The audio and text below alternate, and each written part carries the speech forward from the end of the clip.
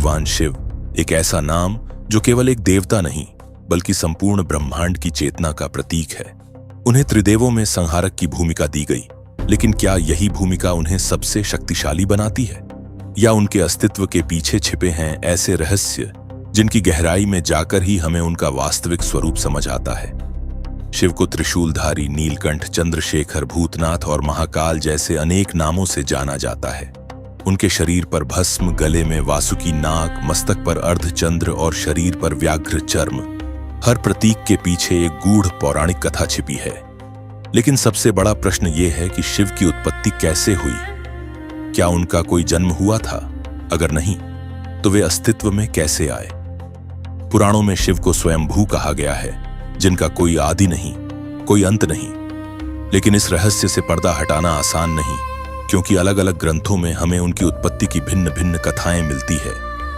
कभी वे विष्णु के मस्तक से प्रकट होते हैं, तो कभी ब्रह्मा के तप से बालक रूप में, और कभी अग्निस्तंभ से उनका तेजस्वी स्वरूप प्रकट होता है। आज की इस रहस्यमयी यात्रा में हम जानेंगे कि शिव वास्तव में कौन है, उनका आरंभ कहां है, और वे इतने विशेष क्यों हैं कि स्वयं ब्रह्मा और विष्णु भी उनकी पूजा करते हैं। तो चलिए आरंभ करते हैं इस दिव्य कथा को। शिव की उत्पत्ति का अद्भुत रहस्य। अगर आपको हमारा प्रयास अच्छा लग रहा है तो कृपया इस वीडियो को लाइक करें, और अगर आपने अब तक इस चैनल को सब्सक्राइब नहीं किया है तो सब्सक्राइब करें, ताकि हमारी अगली वीडियो का नोटिफिकेशन आप तक पहुंच सके। भगवान शिव को लेकर सबसे बड़ा रहस्य यही है कि उनका न कोई जन्म हुआ, न कोई मृत्यु, न उनका कोई आदि है, न अंत। फिर भी हर युग में वे प्रकट होते हैं, एक नए रूप में, एक नई भूमिका में। लेकिन सवाल उठता है, जब सृष्टि नहीं थी तब शिव कहां थे? और जब सब कुछ नष्ट हो जाएगा तब क्या शिव रहेंगे? पुराणों के अनुसार शिव स्वयंभू हैं, यानी वे बिना किसी माता पिता के प्रकट हुए। उनका अस्तित्व समय से परे है, दिशा से परे है और शरीर से भी परे है। विष्णु पुराण में वर्णन मिलता है कि जब संपूर्ण ब्रह्मांड जल में डूबा था और भगवान विष्णु शेषनाग पर योग निद्रा में थे, तभी उनके मस्तक से एक दिव्य ऊर्जा प्रकट हुई, अग्निस्वरूप। उसी तेजस्वी ज्वाला से शिव प्रकट हुए। उनका स्वरूप इतना प्रचंड था कि उन्हें देखकर स्वयं विष्णु ने हाथ जोड़ ली। लेकिन शिव पुराण इसकी एक अलग तस्वीर पेश करता है। उसमें कहा गया है कि जब कुछ नहीं था तब भी शिव थे। उन्होंने अपनी तपस्या के दौरान अपने घुटनों को मलते हुए जो मैल निकाला, उसी से भगवान विष्णु उत्पन्न हुए।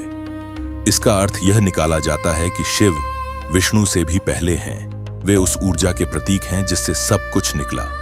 इन दोनों दृष्टिकोणों में विरोधाभास है, लेकिन सत्य यही है कि शिव को समझा नहीं जा सकता, केवल अनुभव किया जा सकता है। एक बार ब्रह्मा और विष्णु के बीच यह विवाद उत्पन्न हुआ कि सबसे श्रेष्ठ कौन है। तभी आकाश से एक अग्निस्तंभ प्रकट हुआ, जो न ऊपर समाप्त होता था न नीचे।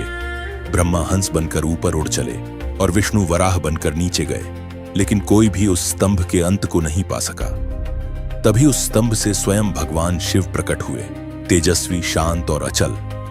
और तभी यह प्रमाणित हो गया कि शिव ही सर्वोच्च हैं। ये वही क्षण था जब त्रिदेवों की धारणा स्पष्ट हुई।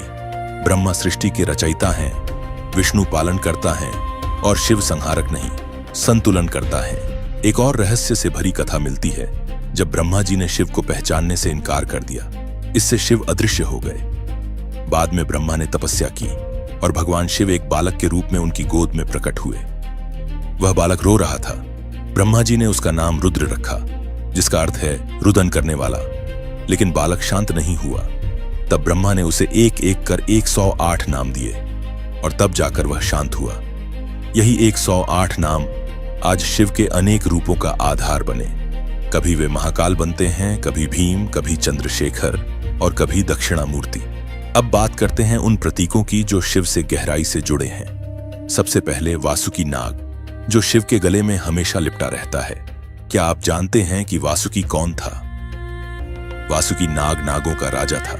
जब समुद्र मंथन हुआ तो देवताओं और असुरों को रस्सी की आवश्यकता पड़ी। उस समय वासुकी स्वयं सामने आया और कहा, मुझे मंथन की रस्सी बनाइए। मंदराचल पर्वत के चारों ओर उसे लपेटा गया। मंथन के दौरान उसका शरीर लहूलुहान हो गया, लेकिन उसने कभी भी शिव का नाम लेना नहीं छोड़ा। उसकी इस भक्ति और समर्पण से प्रसन्न होकर महादेव ने उसे अपने गले का आभूषण बना लिया। तभी से वह शिव के साथ अमर हो गया। इसी प्रकार शिव के मस्तक पर चंद्रमा भी प्रतीकात्मक है। चंद्रदेव ने राजा दक्ष की 27 कन्याओं से विवाह किया था, लेकिन उनका झुकाव केवल रोहिणी की ओर रहा। इससे दुखी होकर बाकी पत्नियों ने राजा दक्ष से शिकायत की। दक्ष ने चंद्रदेव को श्राप दिया कि वे क्षय रोग से ग्रस्त हो जाएंगे और धीरे धीरे लुप्त हो जाएंगे। चंद्रदेव भयभीत होकर ब्रह्मा जी के पास गए। ब्रह्मा ने कहा, तुम्हारी मुक्ति केवल शिव की आराधना में है। चंद्रदेव ने कठोर तप किया। प्रसन्न होकर महादेव ने उन्हें वरदान दिया, तुम कभी पूरी तरह लुप्त नहीं होगे, 15 दिन घटोगे, 15 दिन बढ़ोगे। और इसी से अमावस्या और पूर्णिमा की परंपरा बनी। शिव ने उन्हें अपने मस्तक पर स्थान दिया और वे बन गए चंद्रशेखर। अब बात करते हैं शिव के त्रिशूल, भस्म और डमरू की। त्रिशूल केवल एक हथियार नहीं बल्कि त्रिगुणों का प्रतीक है, सत्व, रजस और तमस।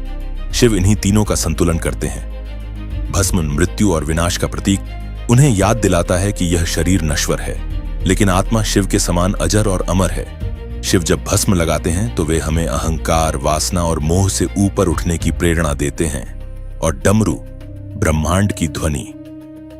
मान्यता है कि शिव के डमरू से निकली ध्वनि से संस्कृत व्याकरण के सूत्र बने, पाणिनि के महेश्वर सूत्र। यह डमरू केवल एक वाद्य नहीं, सृष्टि की ध्वनि है। शिव को जब अर्धनारीश्वर स्वरूप में दिखाया जाता है तो वह भी संयोग मात्र नहीं। यह इस बात का प्रतीक है कि शक्ति और शिव एक दूसरे के बिना अधूरे हैं। पुरुष और प्रकृति अवन दोनों मिलकर सृष्टि की रचना करते हैं। अर्धनारीश्वर रूप हमें यह सिखाता है कि पूर्णता केवल संतुलन में है। अब एक प्रश्न यह भी उठता है, क्या आज भी शिव कैलाश पर्वत पर अपने परिवार के साथ रहते हैं? मान्यताओं के अनुसार कैलाश पर्वत पर आज भी शिव अपने पार्वती, कार्तिकेय और गणेश के साथ निवास करते हैं। यह पर्वत इतना दिव्य है कि उसकी चोटी पर आज तक कोई मानव नहीं पहुंच सका। जो भी प्रयास हुआ उसे प्रकृति ने रोक दिया, जैसे कोई अदृश्य शक्ति हर बार कहती हो, यह स्थान केवल शिव का है। शिव के हर रूप में गहराई है, रहस्य है, लेकिन साथ ही एक आध्यात्मिक संदेश भी है। वे केवल देवता नहीं, एक ऊर्जा है जो न तो किसी धर्म में बंधती है न किसी स्वरूप में। वे तब भी थे जब कुछ नहीं था, और तब भी रहेंगे जब कुछ भी नहीं बचेगा।